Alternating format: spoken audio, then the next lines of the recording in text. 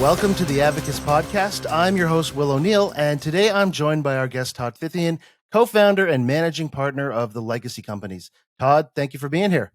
Hey, Will, thanks for having me. And, thanks for Advocis for having me out as well. Looking forward to it. Appreciate it. So we're here to talk a bit about the advisor growth journey, which, as many people in the industry might know, is a really great comprehensive educational suite that your company offers.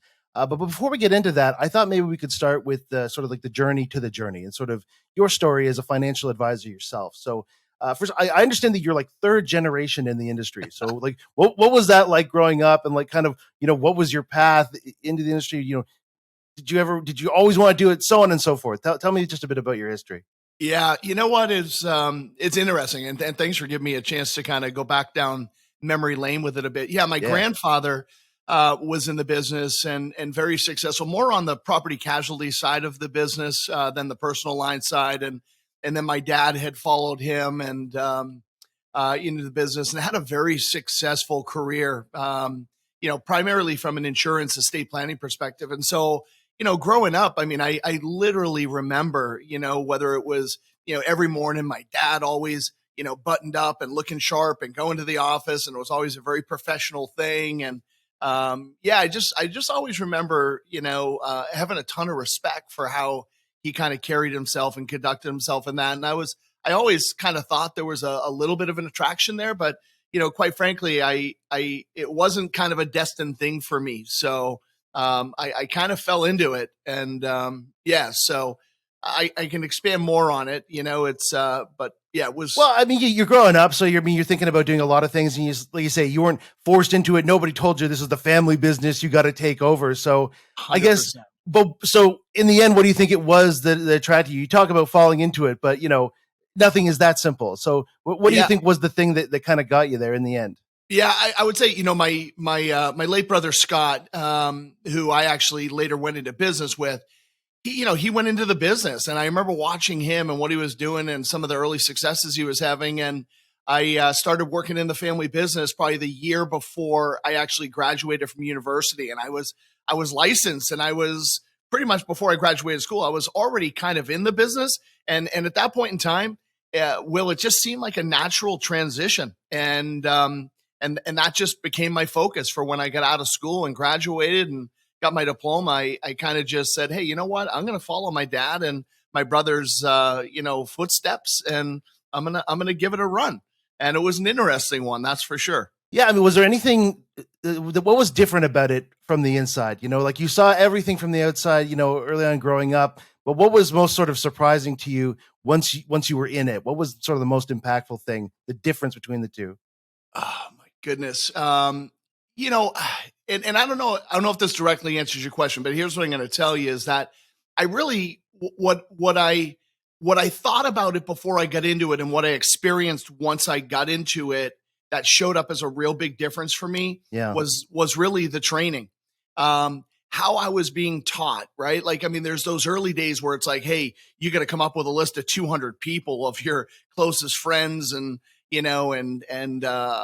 hockey teammates and families and people that and just really the training was so sales product focused. And I don't remember having that same experience when I watched my dad and when I watched my brother. And so I've always been such a relationship guy. It's followed me my whole life. It's always been a part of me. And I just really found that these were my early day struggles because I wanted to be more relational, but all the training I was getting was just teaching me to, figure out a problem and identify that problem and get people to make decisions around it. And I struggled with that a bit. That was definitely a thing that was like, whoa, this isn't what I thought it was. Yeah. As I first got in. I mean, it's not as holistic, certainly, to just be like zero in on pain points and view people in that way. It's not what it means to like care about people and what they're going through. And I completely understand. I mean, why do you think there was that shift, towards that kind of sales oriented, product oriented kind of training? What do you think happened that gave it such a presence? I just think that early on in the business, as young advisors and still today, as they, we work with some of the large, product manufacturing companies and financial institutions. And, a lot of those early days are really just educational around the products and things of that nature and gaining knowledge and and kind of how to help solve problems with them with people. And quite frankly, I mean, this was 30 some odd years ago. Okay, Yeah. when I went through this, a lot of that fundamentally hasn't changed in a lot of these companies. It's you have to, there's a technical side to the business that you absolutely have to know and understand so that you can actually help people solve the problems. But Right. I guess I personally morphed myself into a different way to kind of approach that. And had I not, quite frankly, I probably wouldn't have been around that business that long. I probably would have failed out earlier had I Yeah. not made some changes. I mean, you're right. The technical side of the business and the products. I mean, you're right. That doesn't change, but neither does human nature, and neither does the nature of relationships, and making an impact on people's lives, and that being really important to you. Uh, you know, you said it sort of came in naturally to you to be that kind of person to be a relationship builder. But tell me about a time, like I guess earlier in your career, where you really saw the fruits of it and you really understood why it was important and how it could make a difference between that and somebody who was just having that sales oriented, that product based training. 100%. I can give you a couple of prime examples. I had some people that I had been introduced to early in my career, and we had great meetings. And I felt like I did great work. I really felt like I actually understood them and what they wanted and needed well. And I did all the right things, right? All the right sales training things. I was the last one that they met with, and all of those things. And I was really sitting there thinking, "Wow, like I've got this." And to my shock, I found out, and in a handful of those situations, they went with somebody else. They went with in another direction. However, a year later, 2 years later, I started to find some of these people, Will, coming back to me Yeah. and say, "Hey, Todd, can we get back and sit together?" We did decide, as you know, to go with that other advisor, but we actually haven't even heard from them in the last year, 2 years since we did the work that we did. And we really are reflecting back, and we actually really felt we should have gone with you, And so I was like, wow, because at the time I was really feeling hurt, right? I was feeling lost. I needed those relationships. I needed the business. Yeah. And that was a real wake up for me. I was like, wow, you know, uh there's something here. And that's when I started digging, quite frankly. No, and I think it's remarkable too, the fact that, they didn't go with you, but a year, whatever later, they knew that if they had, things wouldn't have turned out the way that they did. They understood from the way you communicated, the way you worked with them, that it would have been different with Todd because he wasn't just focused on that. He cared about us. He had the relationship. Like you were saying, it's amazing that people have an intuitive sense of that. Somebody who is trying to build a relationship and not just stick to the product and the sales and so on and so forth. So it's Yeah. amazing that people see that even in the absence of it, and they understand, and they come back to somebody who they could tell was trying to have that kind of relationship with them, what was invested in them and their success. So, yeah, that's amazing. I mean, I guess little last question on this. I mean, from your father and your brother, did you all ever talk about this? Do you feel like they kind of cultivated that attitude in you as well? Well, it's funny, my brother and I would often talk about our dad. I mean, my dad was very successful, as I said, in insurance, estate planning, even some charitable planning stuff. And but he just really never fundamentally made a big shift. His clients loved him, and he always had their back, and all of those things. But my brother and I really started to migrate more towards planning, Yeah. more global planning, and how we're advising. And our dad really just kind of continued out his career the way that he was doing things and having success doing it. But my brother really started to see what was happening because he was finding his own challenges, dealing with a wealthier clientele than I was. Yeah. Yet, and my brother was super technically competent, right? Like he could make complex things simple, yet people still weren't making the decisions that they should be making. And so, we had these conversations a lot. So our dad really fundamentally never migrated to kind of doing it differently, but he was super, super proud of us and what we were doing and what we were pursuing. So, but my brother did for sure.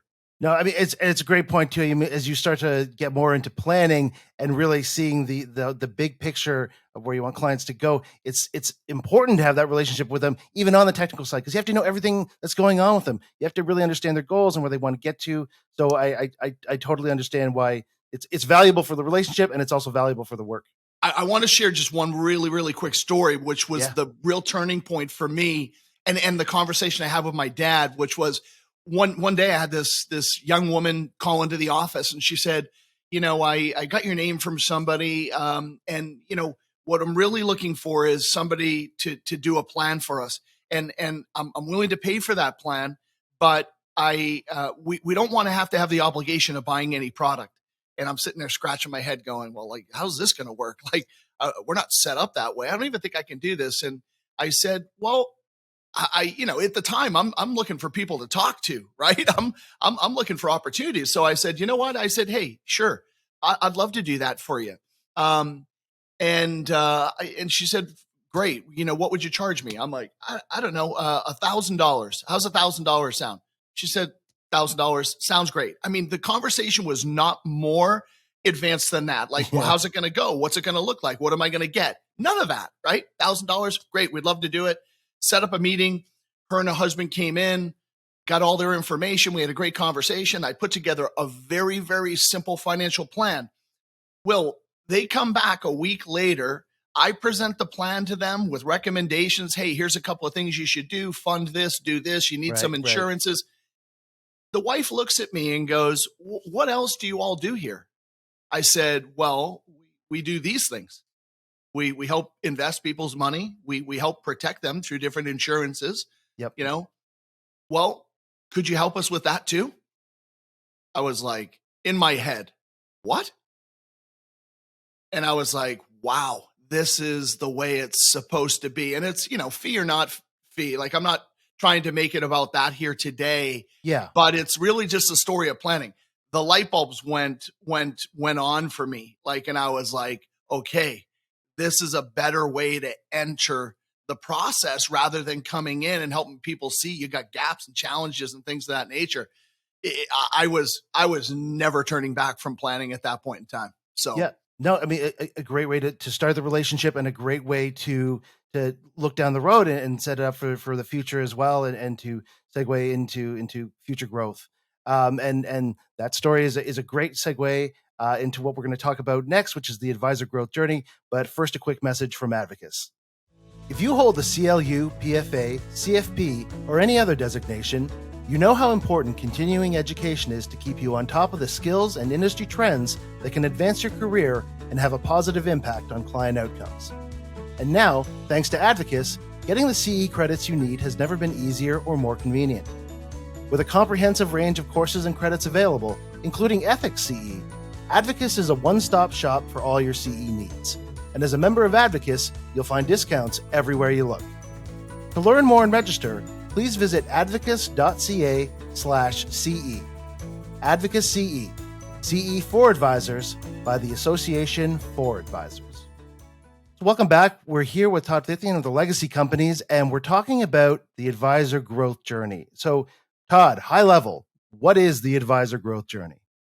So, the advisor growth journey is what we believe, and looking across the industry, the only comprehensive journey around growth specifically designed for financial advisors, and really, all the aspects of running, building, and executing a business that have to be considered, have to be dealt with in order to drive ultimate growth. That is the purpose for what we put together here. So the journey, sort of as you have it structured, is broken down into 5 separate modules. So I want to talk just a little bit about each of those modules and the value that each of them provide. So it's focus, promise, deliver, anchor, and legacy. Let's start with focus. Tell me a bit about that. Yeah. So focus, I think it's important to note that we've been training and coaching advisors for 25 years now. The advisor growth journey was just a creation 2 years ago for us. So Right. this is a culmination of years and years of work that's come together here. But I say that because the focus section was really a new section even for us, because it's all about marketing. It's all about getting focused in on defining your niche market. How do you actually want to communicate to that niche? How do you actually find that niche and connect with them and build lists or buy lists or run different marketing events? It's about how to build a strategic marketing plan and really everything it is you need to get totally dialed in on the marketing side of growth, Yeah. for financial advisors. And that's incredibly comprehensive nowadays. Everything you got to do in digital. I mean, in the past, like it would be a good thing to have an overall strategic plan for this kind of thing, but now you need it just because there are so many tactics and there are so many directions you can go. Like you mentioned, the digital side, the event side. Um, tell me just a little bit about how you teach the planning process and how the sort of the planning process comes together for creating those marketing plans. Yeah, so we're super dialed in and comprehensive around it, and so we're literally we've created a lot of exercises and things for the advisors to do to kind of go dig into their business, to, as I said, to define those niches. We've got a list of probably 600 or more different types of marketing events and things that you can run Yeah. and consider running, but the thing that I find is it's all different for different advisors and maybe the communities, the areas they live in, or the things they want to achieve. Here's the thing that I think is most powerful about focus is this. I've been working with advisors for a long, long time. And what I've recognized is they all do a form of marketing. It's all quite different, but most of it is, oh, we're going to do a little bit of this, we're going to do a little bit of that, we're going to throw some money at this and try some things, but none of which is really strategic. The other Yeah. side of it is when I ask them, so you're going to do all of these things over the years. Well, what's the end goal? What are you trying to have this result in the form of revenue for your business? And people are like, well, we really just want to do better than we did last year. I'm like, well, is that the measurement, right? I said, let me ask you another question. All the marketing and everything that you're doing, what's the end result? I mean, how many people do you need that to put you in front of in order to be able to drive that goal? And I found people looking at me with a really blank stare. Yeah. Okay. So we do a simple exercise called the personal production plan. I'm actually going to be talking about it in sometime in January to the Advocis members. I'm going to share it with them. And the production plan is really getting dialed in around what's the revenue goal you're trying to drive for your business? Yeah. What's the average income or revenue that you gain per client on average? If we put you in front of 10 ideal prospects, how many of them become clients, right? What's your closing ratio, right? Yeah. Is it 50%? Is it 30%? Is it 90? I quite frankly want all my clients at 90. That's where I want them. And at the end of the day, what that's going to tell us is if this is your goal, this is the average revenue per client, this is how many you're going to convert to from prospect to client. It tells us, you know what, Will? Over the next 12 months, I got to get you in front of 72 people because you're going to engage 35 of them at this average number and you're going to drive that result. And man, people are like, wow, it's sometimes it's scary to people saying, wow, I gotta up my closing ratio. Yeah. I gotta up my average revenue per client. But some clients are like relieved. Wow, I'm sitting here thinking I need to meet 100 new people this year. This tells me I really only need to meet 50, Yeah. half. Yeah. You know what I mean? So No, super informative. Does that help? I know I love it because I mean the metrics become the structure, right? In a way, they kind of become the plan. Because otherwise, like you say, it's just people are doing a bunch of stuff, and their metric is, did we do better? Like, is Yeah. there more? That's just 100%. throwing everything into a pot. It's not a plan, but having the metrics and really looking at the numbers, that's what helps you get around your head around, what works and what doesn't work, and what your return on your investment, your time and money is doing. So yeah, so I love that idea of like the metrics kind of becoming what becomes the basis of the structure of the plan. And Yeah. that's what strategic means. That's what it is. 100%. And Yeah. we build from there. Now we know what we're after, right? So yeah, 100%. You get it. Awesome. You get Cool. it. So, okay. So the promise module, next module. Yeah. So promise is all about the content. Like I love these word phrases, right? It's promise is about making a promise, making a new promise. It's where we teach our sales approach. And listen, we're a super, super process driven company, systems and process, replication. It's the only way you can build scale, but it's also the only way that you can measure what's working, not working. So we've got a very deliberate consultative sales approach that we teach advisors in this section, Yeah. a way to totally differentiate from the very first interaction with prospective clients, and also a way to reposition, which is super important with your existing longstanding clients that oftentimes the advisors I'm meeting with, I don't care whether they've been in the business 5 years or 30 years, they've all got really great client opportunities today that have them in a bucket. Oh, Will's my insurance guy, or Will's my investment guy, not my most trusted advisor, not my planner, my advisor, right? Like, so how do we shift? And so promise is about all of those things. How do we make a new promise? How do we absolutely differentiate in a very confusing and competitive marketplace? The stuff we teach in there and some of our trademark processes are just, they're game changers for advisors, regardless of where you are in your career. No, Yeah. I love it. I love the idea of repositioning too, because if you can become the most trusted advisor in all aspects, for a client, I think too that opens up so many opportunities for them to recommend you to others and to become a part of their family financial planning. It's a whole nother level to be a truly trusted advisor in all matters than to, like you say, just be an insurance guy.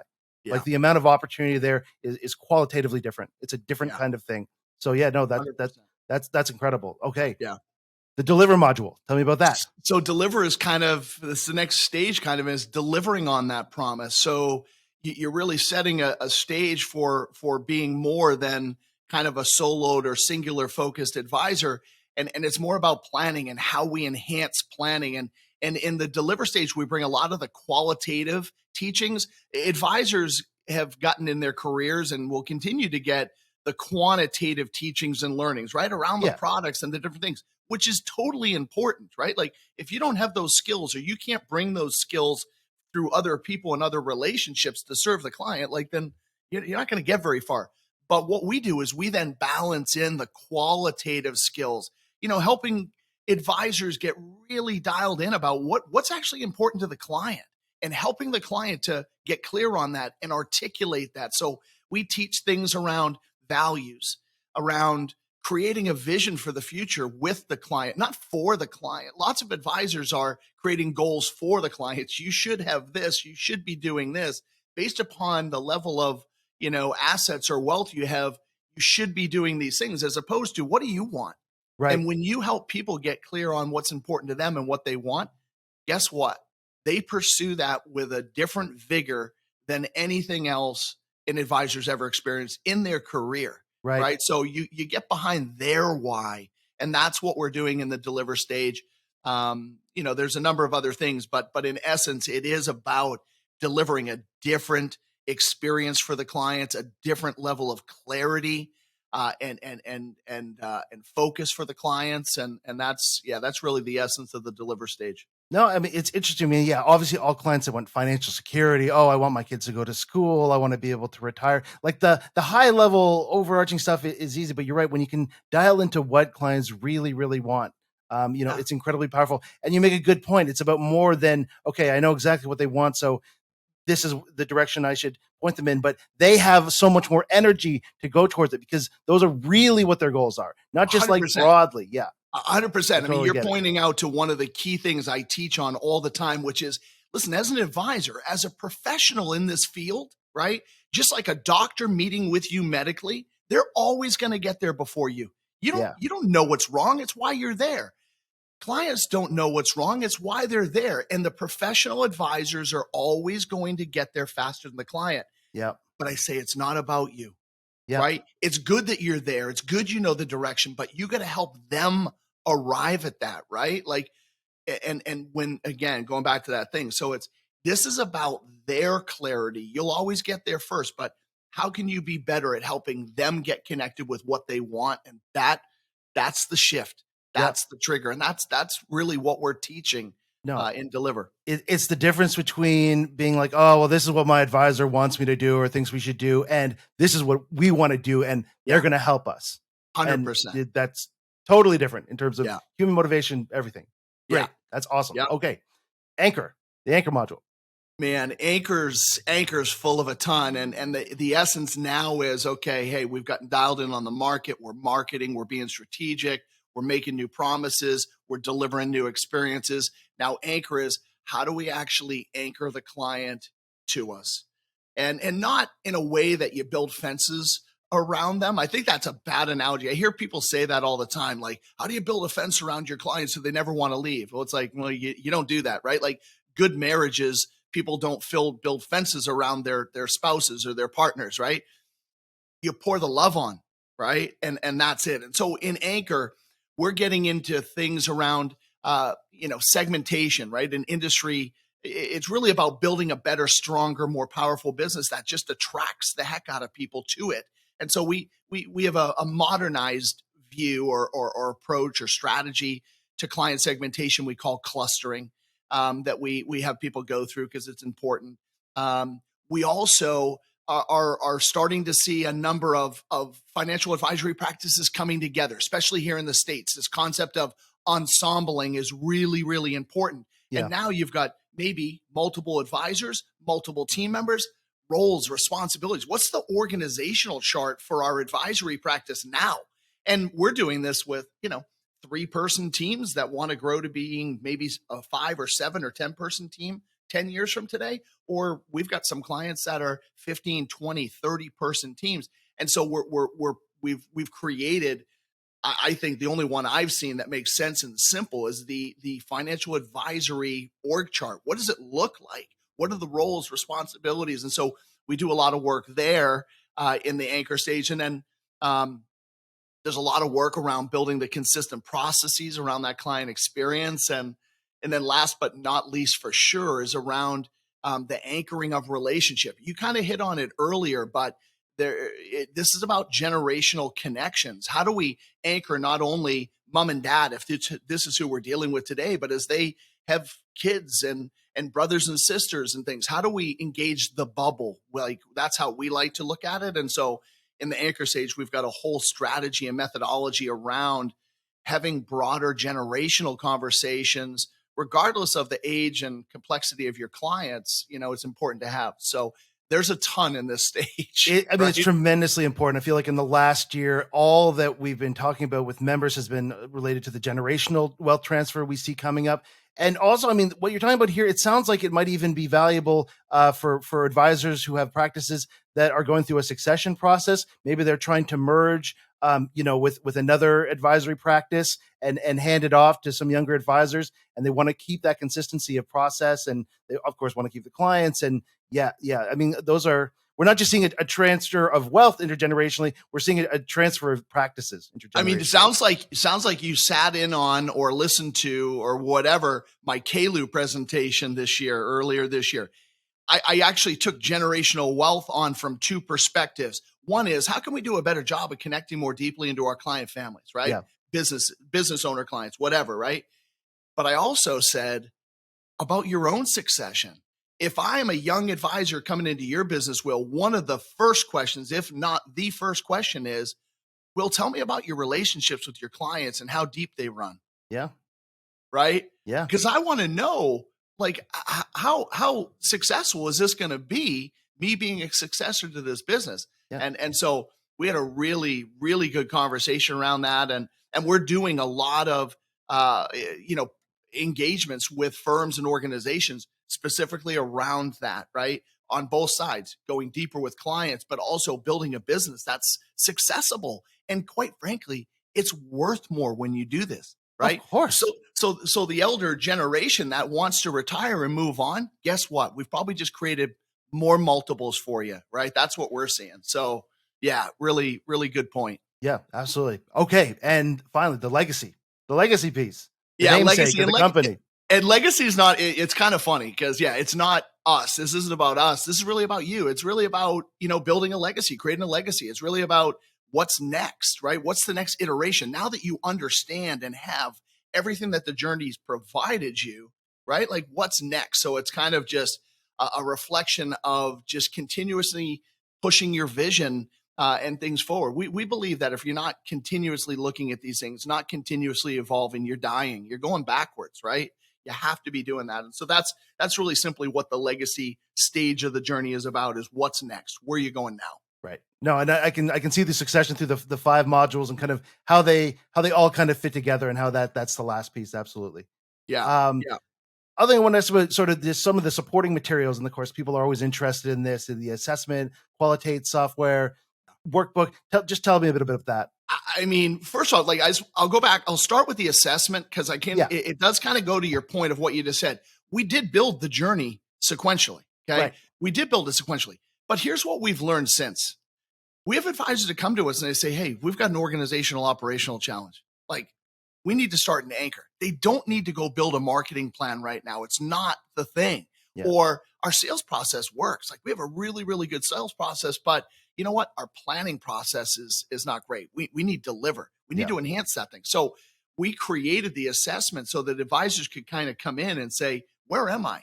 Answer a bit of questions here, and we'll come back and we'll actually tell you, hey, listen, Will, based upon your answers, you're best off starting in the anchor stage or the promise stage or whatever it might be. Yeah. So that's we've kind of just to help and direct, right? No, I mean, nothing's going to make people lose interest faster than a bunch of advice that they don't need, or someone telling them to do something in a way that they're already doing great. Yeah. Yeah, we've done it, right? Like we originally, when we launched this thing, we had this happened. And this is why we made the change to open it up and let people go where they need to go. It's That's like great. Yeah. our whole planning process is about meeting clients where they are. It's like, why would we not allow advisors to start where they need to be? But it is a challenge, right? Like, because advisors don't always have the clear perspective exactly what it is they need. Like, again, like I might go to the doctor and say, oh, doc, my hip is hurting. Yeah. But like, it might be a hamstring problem, right? It might be my hamstring that's causing my hip, but I'm sitting there thinking I got a real hip problem. Yeah. And it's the same thing in the advisory world. So we look at those assessments, and we do what we have calls and say, hey, let's talk about it. Let's make sure this is saying to go here, but we want to make sure it's right for you. So so that's an important piece for sure. There's a lot of other content that I'm happy to talk about in there. No, I mean, tell me a bit about the coaching piece, because I think that's really of interest. Yeah, so the coaching piece has become really important for us, I think, in our clients. So we do a couple of forms of it. We do group coaching where we actually facilitate advisors it through groups through the journey. So we take it, kind of a piece at a time, and then we just run it on a rotating cycle. And so we go through focus together. And so what they get there, they get the benefit of, hey, do a bit of prep work, get into this module, do this thing, and then we're going to come in and we're going to talk about it. But they get to hear from peers. Yeah. And they also get to hear from our faculty. Yeah. So that's a really important thing on the group side. On the one-to-one and firm coaching side of things, we're getting super dialed in, helping them get clear on, again, their values, their vision, their goals, their priorities, building an action plan, and then helping them navigate through it. And so in the one-to-one coaching, what we find is we might be sending them to a section of the journey or pulling something from a section of the journey to say, hey, look at this, read this, or I think this is exactly what we need to deploy here, and things of that nature. But and so those are more hands-on with us, where we're kind of guiding folks through the journey and getting focused on their priorities, versus what I said earlier, the journey is built sequentially so that somebody can actually go through it on their own. Yeah. Bite-sized videos. I think we've done a really good job on making them engaging and not too long, and they're accessible in all kinds of different mediums. So you can just read the transcripts, or you can watch the video, or you can listen to the audio files. But you mentioned also earlier the workbooks and the other resources. I mean, when you become a member of our network and you kind of get into the journey and have access to that, there's workbooks for every one of these stages that has different information than what's on the videos, and it allows them to actually get in and begin to apply these aspects, in their business, and really get the wins from it. No, it's what I love about everything you're saying. It's particularly the assessment side and the coaching is you're really invested not only in the program but in making sure people are successful with it. This advisor growth journey for you is not just about like, hey, here's the modules, here's things. Now just go through it and best of luck to you. You want people to find the most value in it. And, you want to be able to take people through it and open them up to other advisors' journeys as well. So it's great. I mean, it sounds like a great program, but I really like the idea that, you're invested in making sure that people are successful with it and giving them a lot of ways to make sure that they get value out of it. You wouldn't be happy. It's clear that, if people were doing this and they weren't satisfied. Yeah. I mean, we've put a ton of work into building this thing, right? And it even goes a bit deeper, and I think you're picking up on it for me, right? Like my why, like what gets me up every day, fired up. I want to go back to that woman who called me and said, hey, can I just come in and meet with you? and you do a plan for me and my husband, like I want people to make better connections with their advisors. Okay. Yeah. And Yeah. when they make better connections, they engage more deeply, more trusting. And guess what? They make better decisions. And the world's a happier, better, more successful place. That's my why. That's why we do what we do. So yeah, I don't want my stuff sitting on a shelf collecting dust. I want people to do it, get the most of it, get the results, but go help people. And everyone's going to be happy. Everyone's going to win. Yep. No, when you do good work as a financial advisor, you have an incredible impact on people's lives. I mean, I'm at Advocis. I see it all the time. I hear from advisors all the time, and especially as through the pandemic, the counsel they were able to give and the help they were able to offer, everything we've been through, and we've really seen in the last few years the incredible value that financial advisors can bring to people's lives, and it's great that there's programs like this that are helping them do it even better. So to put it all together, though, all the modules, I know that you had a case study that you wanted to talk a bit about as well. Yeah, for sure. And what I would tell, and I don't know exactly when this is going to air, but there's a forum article that we actually did on this client. They're a Canadian advisory firm. We're U.S. based, but we've been working in Canada for over 20 years now. Right. And so we work with advisors coast to coast in both the U.S. and Canada. And this is an advisory firm that I had worked with previously, and we had done some great work together. But when we reconnected, we had the journey. We had really tightened up a lot of our offerings, but they had just been through a major event in their own lives, and they lost one of their founding partners. It was really, really sad, and but it gave us an opportunity to reconnect around what do you want, where are you going, what are you building here, and they are a great firm. The firm's Peacock Sheridan Group, and you'll see them in Forum magazine. We are one of the featured articles there in the December this month's issue. Yep. And so what we talk about is just going through this journey. We got really clear on who their niche market was and who they were best with serving and how to serve those people. And if you go visit their website, you can see that one of the things that came out of that was they created some amazing videos from clients, kind of talking about the experience of working with them and things. So, we worked through the journey. We've worked through their whole planning process, their whole sales approach, and things of that nature. And right now, we're square in the anchor stage with them. They've just added on 3 new staff members. And so we're organizing the business operationally and things of that nature. So they've just been amazing, and they're lifting the business as a result of it. They talk about in the article, and I can't recall exactly, but their business has been growing significantly the last 2 years. They're great at what they do. I'm not going to sit here and say this is all because of legacy and the journey. Right, yeah. But like they definitely say we've had a significant impact in that, and that's great. That's great partnerships and relationships. So, Well, listen, I mean, results to a certain extent have to speak for themselves. And if you had done a bad job, if your advice was no good, I'm sure things could have gone in the other direction. So give yourself some credit, Todd. I'm sure it's too. And on that note, we're going to take get another quick message from Advocis, and we'll be back to wrap things up. Business development is a key aspect of being a financial advisor, and making a first impression that builds trust can make all the difference. With Advocis' Find an Advisor tool, you can add your practice to a public directory that consumers can access directly on the Advocis website, letting potential clients know your business is recognized by the Financial Advisors Association of Canada and that you are a proud member of it. To check it out, visit advocis.ca and click on the Find an Advisor link. If you're an Advocis member in good standing and would like to sign up, please email communications@advocis.ca. Help new clients across Canada find a new financial advisor, you, with the Find an Advisor service, a member benefit from Advocis. Okay, so to wrap things up, Todd, I thought we might talk a bit about how you feel how the advisor growth journey can support what we at Advocis like to call the advisor of the future, and sort of where you think the industry is headed in general. Why do you think this is so relevant to where the industry is headed right now?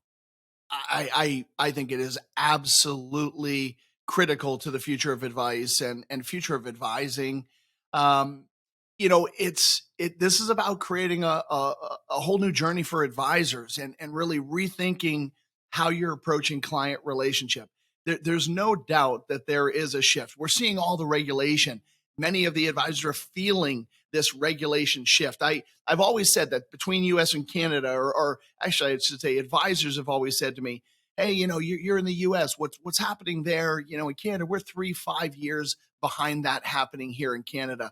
I've never felt we've been more on par ever in my 20 plus years of working in both countries. Okay. We're on par with this regulation. We're on par with this shift. We're on par of consumer protection and advocacy.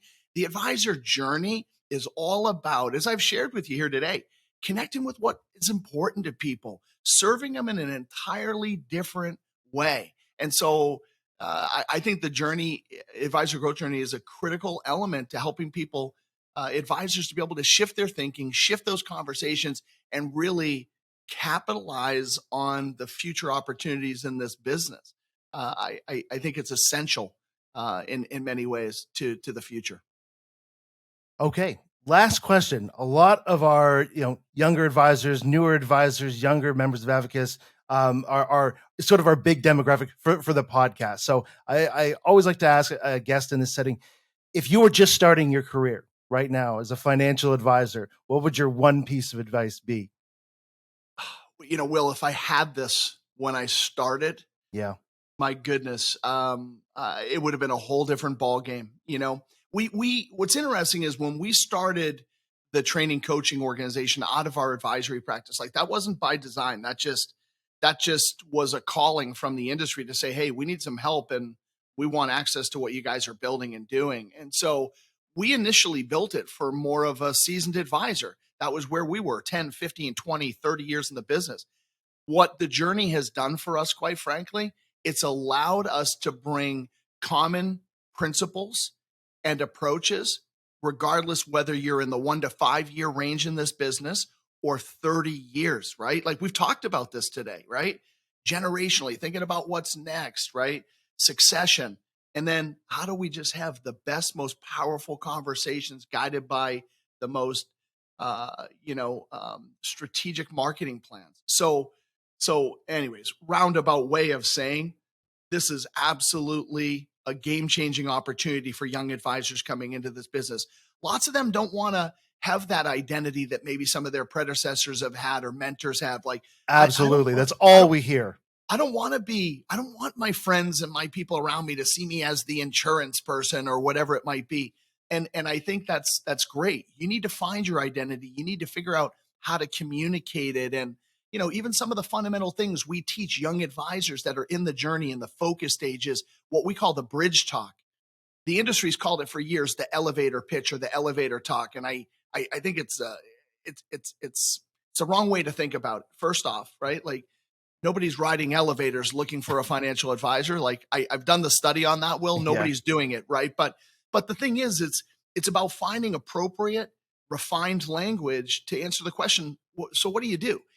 Knowing that in most cases, when people ask us that, they don't care. They're not looking to hire a financial advisor. It's a social stance. It's a point you get to in a conversation where I need to say, hey, Will seems like a smart guy. I like Will. Hey, Will, what do you actually do for work? Right. But now we're in a social conversation, and the bridge talk is about creating a social interaction and converting that into a potential business opportunity. Right. And so like that simple fundamental thing in the focus stage could be game changing for somebody in their 1 to 10 years in this business.